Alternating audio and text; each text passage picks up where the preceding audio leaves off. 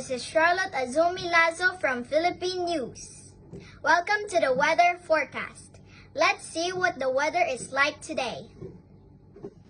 In Palawan, Visayas, and Mindanao, it will be cloudy skies with scattered rain showers and thunderstorms due to low pressure area intertropical convergence zone.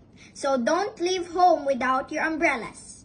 Possible flash floods or landslides due to moderate to at times heavy rains.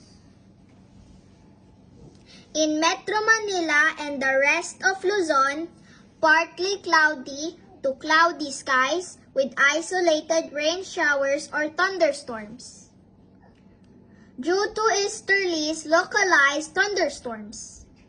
Possible flash floods or landslides during severe thunderstorms.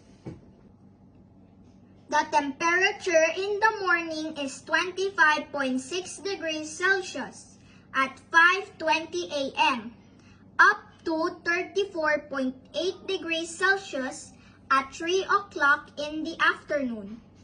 Sunrise is at 5:35 in the morning. Sunset is at 6:13 in the afternoon. And again, I'm Charlotte Azumi Lazo from Philippine News, saying stay safe everyone.